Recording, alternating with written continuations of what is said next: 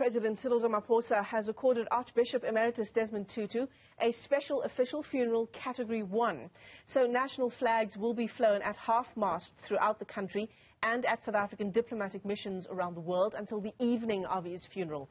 For more on what Tutu's personality and legacy means for the world, we're joined now by Tshepo Matseba, who is the Managing Director for Reputation First Group. Tshepo, it's great to talk to you this morning. And this is a difficult question, isn't it? What does the legacy of the Arch mean for our country and for the world? How do you begin answering that question? Good morning, Michelle. Those are big shoes to fill, and it's a significant opinion to make about such a great personality, such a great leader. But Oprah Winfrey summed it up incredibly, and I have to read from what she says. She said, "One of the greatest, most peaceful souls has left the planet, a hope giver, a peacemaker, a justice warrior." That is, in summary, what you could call this magnificent leader in Archbishop Desmond Tutu.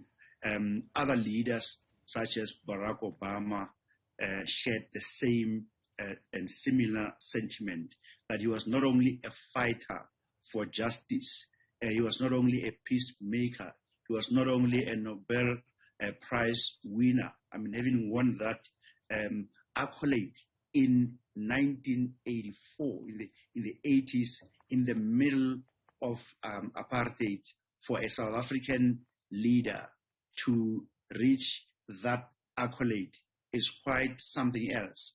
And he was not just also a peacemaker, but he was also a fighter, fearless, actually willing to walk in the middle of what one could say bullets, and potentially risking his own life and risking the future of his own family. Because beyond the leader, there's also a friend and a father and a husband. And so this man really demonstrates Africa's greatest leadership. In fact, if only African leaders could follow his footsteps, I think Africa could be in a much better space than we are today. And so there are so many lessons for leaders globally, and individuals, young people around the world observe this great statesman as really the epicenter of inspirational leadership worldwide. Absolutely. And, I suppose the question that follows on from that this morning, Tshepo, is, now that we seem to have closed a chapter on that particular era of leadership in our country, how does the world view South Africa, after the death of the Arch? Yeah, at this specific passing of the Arch is really places South Africa again in the news rooms, in the opinions of world and global leaders. So what it does for the country, in the short term at least, is to create a reminder for the world of what South Africa is capable of how South Africa got to where it is today as a country, and how our people are resilient in fighting difficult circumstances and difficult situations. But it also may lead to a point where the world is asking, where to from now? Where to from here? Can South African leaders, can the South African youth take key lessons from this great leader and take the continent and the country forward and contribute in the manner that this man did under very, very difficult, often difficult circumstances. Understand that he was not just praised globally. In Africa, he was also, some of his fiercest critiques come from this continent, come from Southern Africa. If you remember, former president of Zimbabwe, President Robert Mugabe, and his views, and some of the leaders in the religious sector in Nigeria, and some of the views held by some of the leaders here in our country in South Africa. He was criticized, but he was able to take hardcore criticism, especially during and after the Truth and Reconciliation Commission. He was able to take that criticism constructively and actually shift the discussion with a smile. But also, that smile shouldn't necessarily have been confused with being weak or too soft, because that smile came with substance. If you listen to his conversations with the Dalai Lama, who referred to him as a friend, a very, very close friend and a spiritual partner. And so the Arch lives as such a unique legacy that South Africa, if taken constructively and if taken consistently, because one of the key lessons in reputation management and branding that we look for is consistency, that a brand is actually a promise fulfilled. And so the promises that we make to our people and the promises that we make to the world, we need to live those promises in a practical way, meaning that we have to eliminate poverty. We have to sort out issues such as the energy disaster in our country, and we have to resolve structural economic inequality and unemployment, joblessness, poverty, and we have to do so without delay. And so the comfort zone that some of our leaders are living in, the bubble, will soon run out with leaders of this era having left the shores of our world.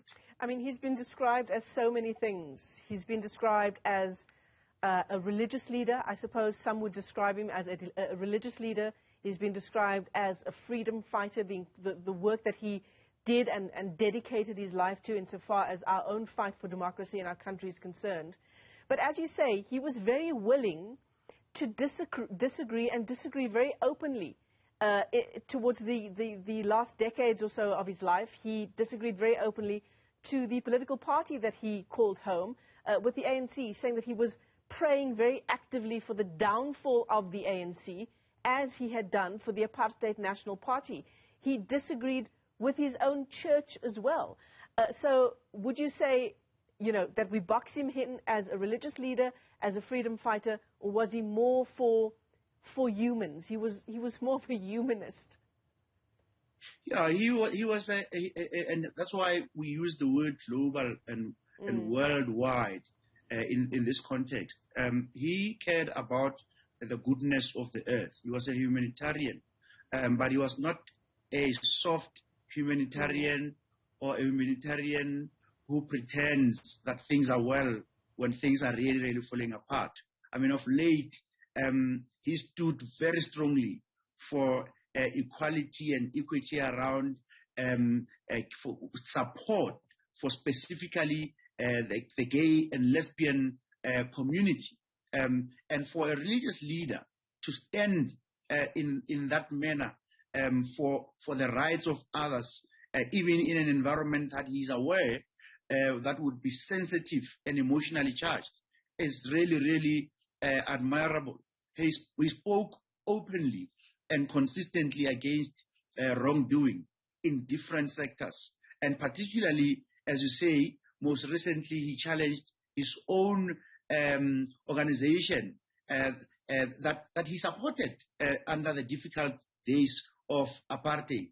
You could say he stood against an organization in which he was one of the instrumental authors, the instrumental spokespeople globally, because even though he did not wear the hat of a leader within the ANC, he wore the hat of a leader for the cause that the African National Congress stood for, and did so consistently and did so with humility. And so one would not, and this is the sad part about African leaders, is that when they are approached and confronted by the truth, they shift the discussion and dialogue from that truth and those facts. They move those discussions into emotional insults, into blackmail, into references about the good old struggle days. But the struggle days were not so good. But today's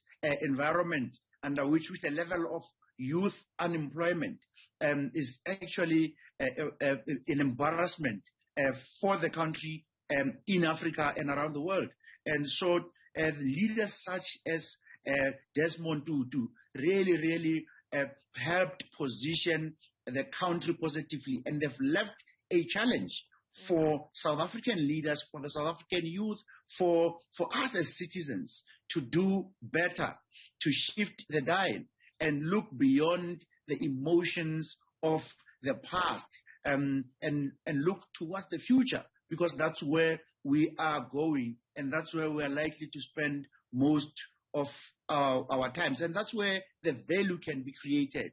We can't create value from reflecting on the days of apartheid, and in as much as we condemn apartheid and we fought apartheid, our parents fought very hard that system, and many South Africans died because of that horrible system. But we have to reflect and then move forward and ask questions: how are we going to fix the economy? How are we going to fix the difficulties around crime in our country, and violent crime in particular? And how are we going to fix the education system, the healthcare system, given especially the reality of the pandemic that we are facing and its various variants and mutations. Tshepo Matseba, let me thank you for your time this morning, and certainly the takeaway there, the legacy of the Arch, incredible as it is, it now leaves us all with a challenge, particularly the leaders of our country at the moment. Tshepo is Managing Director for the Reputation First Group.